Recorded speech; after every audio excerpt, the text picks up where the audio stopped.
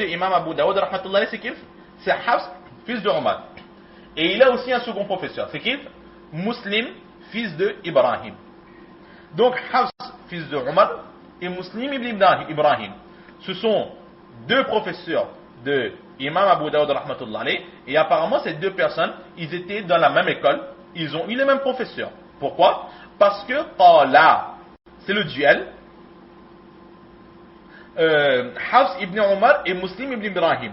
Ces deux personnes rapportent d'une même personne, Shu'ba. Donc nous avons la première chaîne de transmission, Hafs, fils de Omar, qui rapporte de Muslim, fils d'Ibrahim, de leur même professeur, Hazad Shu'ba. Et là nous avons le Hay, nous allons dire Ha. Ça veut dire que maintenant on met une pause. On arrête un instant cette première chaîne de transmission, Hafs et Muslim, qui rapportent de Shu'ba. Nous arrêtons. Donc là nous avons déjà trois personnes. Imam Abu Daoud, Hafs, fils de Omar, ou Muslim, fils d'Ibrahim, qui rapporte de Shu'ba. Nous sommes à la troisième personne de la chaîne de narration. Maintenant, Imam Abu Daoud, rahmatullah alayhi, il commence. À partir de ce Hafs, c'est une autre chaîne de narration qui commence. C'est qui? C'est Imam Abu Daoud qui dit que j'ai un troisième professeur. C'est qui? C'est Musaddad. Mon troisième professeur, c'est qui? C'est Musaddad. Musaddad, lui, il rapporte de Abu Awana. Mais il précise, Wahada lafzu Hafsin. Il a combien de professeurs? Trois. Il a Hafs ibn Omar, Muslim, fils d'Ibrahim, et Musaddad. Trois professeurs. Mais il précise que de ces trois professeurs, les mots qui vont suivre, ce sont les mots que j'ai entendus de mon professeur Hafs, fils de Omar. Ce qui veut dire que les autres professeurs, en l'occurrence Muslim, fils d'Ibrahim, et Musaddad, ils ont peut-être utilisé des mots différents. Donc là, il précise bien que ces mots que j'ai entendus, c'est Hafs qui me les a enseignés. Pas besoin d'aller voir Musaddad et de dire qu'Imam Abu Daoud a dit ceci, cela. Imam Musaddad va dire non, je n'ai jamais rapporté cela. Si vous voulez des précisions sur ce que je vais vous dire, alors allez voir Hafs, c'est lui qui m'a enseigné dans ces termes-là. Donc nous avons là trois chaînes de narration. La première, nous recommençons, Hafs, fils de Omar, et Muslim, fils d'Ibrahim, deux professeurs qui rapportent d'une même personne, Shu'ba. La chaîne de narration s'arrête ici. La seconde chaîne de narration, Musaddad, qui rapporte de Abu Awana, entre parenthèses, Wahada lafzu Hafsin, les mots qui vont suivre sont les mots de Hafs, et il rapporte de qui? Il rapporte de Sulaiman. Et le Multaqa Sanadain, la jonction de toutes les chaînes de transmission, c'est justement ici Sulaiman. Qui veut dire, si nous voulons comprendre mieux, nous avons trois narrations, trois chaînes de transmission. Le premier, c'est Imam Abu Daoud, rahmatullah alayhi, qui rapporte de Hafs, fils de Omar, qui rapporte de Shu'ba, qui rapporte de Sulaiman. Ça fait un. La deuxième chaîne de transmission, c'est Imam Abu Daoud, rahmatullah alayhi, qui rapporte de Muslim, fils d'Ibrahim, qui rapporte de Shu'ba, qui rapporte de Sulaiman. La troisième chaîne de transmission, c'est Musaddad, qui rapporte de Abu Awana, qui rapporte de Sulaiman. Au lieu d'écrire trois chaînes de transmission, tout en continuant évidemment jusqu'au Saint-Prophète sallallahu alayhi wa sallam, on a employé ce petit hala pour écrire moins et de cette façon nous faire comprendre que au début, les trois premières personnes ou les deux premières personnes sont différentes, mais à un moment donné, arrivé à Hazrat Sulaiman, donc ce sont les mêmes personnes qui suivent. Donc ces trois professeurs, Hafs ibn Amr, Ibrahim et Musaddad, qui rapportent de leurs professeurs respectifs, c'est-à-dire Shu'ba et Abu Awana. Ensuite, ils rapportent tous de Sulaiman, qui rapporte de Abu Wa'il, qui rapporte de Hazrat Huzaifa radiyallahu ta'ala. En espérant que tout le monde a compris. Donc il va rapporter ce hadith qui dit que le Saint-Prophète sallallahu alayhi wa sallam est allé dans la déchetterie publique. Et là donc, il a accompli ses besoins debout. Ensuite, il a fait demander de l'eau et il s'est essuyé les pieds. Donc le hadith, il est très clair. L'enseignement à retenir ici, c'est quoi? C'est que le prophète sallallahu alayhi wa sallam, il a uriné debout. Mais nous voyons que ce hadith, il est contraire à l'enseignement que nous a donné Imam Abu Hanifa rahmatullah alayhi. Il est aussi contraire à l'enseignement que nous a donné Imam Shafi'i rahmatullah alayhi. Et nous, en tant que Hanafi, nous devons nous défendre. Si quelqu'un nous dit que oui, vous dites que cela est makruh, mais le prophète sallallahu alayhi wa sallam lui-même, il a uriné debout. Alors qu'est-ce que vous donnez comme réponse à cela? Si c'est interdit, donc le prophète sallallahu alayhi wa sallam, il a fait un péché. Et si ce n'est pas un péché, pourquoi est-ce que vous empêchez les autres d'uriner debout? Alors, Imam Abu Hanifa rahmatullah alayhi, il doit donner des réponses.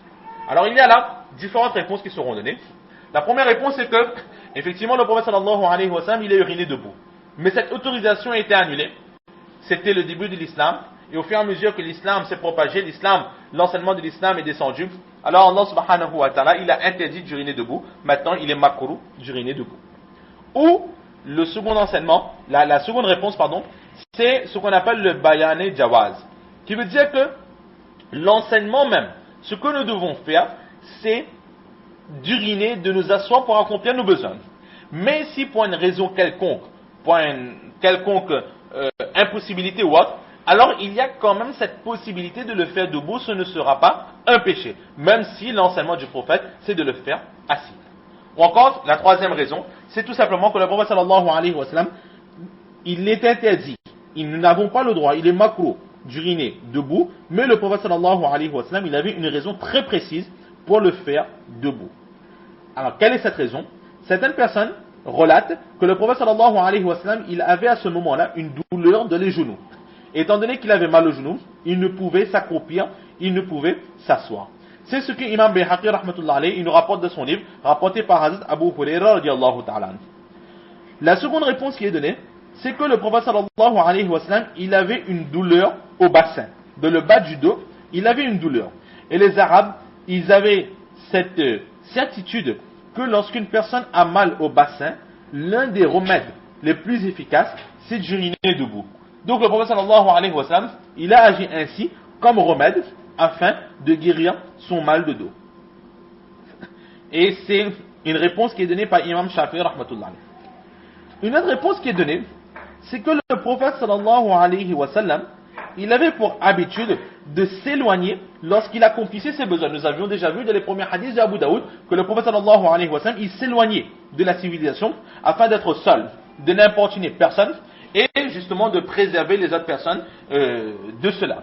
Mais étant donné que là, nous avons vu qu'il était dans la déchetterie publique, donc c'est un endroit public et il y avait d'autres personnes. En l'occurrence, ici, Hazrat Huzaifa radiallahu ta'ala qui était présent, c'est lui qui a donné de l'eau. Donc, il y avait d'autres personnes. Le prophète sallallahu alayhi wa sallam, c'est quelqu'un qui était rempli de pudeur. Et maintenant, étant donné qu'il était rempli de pudeur, s'il devait s'asseoir, très souvent en s'asseyant pour accomplir ses besoins, il y a de fortes possibilités de lâcher des vents. Et le prophète sallallahu alayhi wa sallam, il ne voulait importuner personne ainsi, et sa pudeur aussi lui ordonné de ne pas le faire en public. Alors, lorsqu'on est debout, on peut maîtriser les vents, mais lorsqu'on est assis en position, lorsqu'on accomplit ses toilettes, alors très souvent, sans même pouvoir les contrôler, certains vents peuvent s'échapper. Et donc pour cela, pour se préserver de lâcher des vents, le prophète sallallahu alayhi wa sallam, il est resté debout. C'est un enseignement qui est donné par Abu Abdullah al-Mazari et Qazi Iyaz alayhimur rahman. Une autre réponse qui est donnée, c'est que nous voyons que le prophète sallallahu alayhi wa sallam, il était dans une déchetterie. Et qui dit déchetterie, dit saleté, impureté. Cet endroit était tellement sale, tellement impur, que si le prophète sallallahu alayhi wa sallam devait s'asseoir pour accomplir ses besoins, alors il aurait été encore beaucoup plus, il se serait souillé beaucoup plus qu'en restant debout. C'est donc pour cela qu'il est resté debout, afin de pouvoir accomplir ses besoins et sans se souiller, car autour de lui c'était sale, et ou bien il aurait pu se salir avec les urines même, ou bien par d'autres saletés qui étaient présentes dans cette déchetterie. C'est un enseignement qui nous est donné par Ibn Hibban. Et une autre réponse qui est donnée ici par Imam Tahawi rahmatullah alayh, qui est de l'école de Imam Abu Hanifa rahmatullah alayh, il dit tout simplement que là où le prophète sallallahu alayhi wa sallam il était, il y avait cette crainte qu'en urinant, alors les gouttes d'urine retourneraient sur le saint prophète sallallahu alayhi wa sallam, ou bien à cause du vent ou quelque chose d'autre, par éclaboussure ou autre. Alors le prophète sallallahu alayhi wa sallam, pour se protéger de ce retour d'impureté, il a préféré rester debout et d'uriner là où il voulait afin de ne pas se souiller. Donc là, ce sont quelques réponses qui sont données pour lesquelles nous voyons les raisons pour lesquelles le saint prophète sallallahu alayhi wa sallam, il est resté debout pour uriner.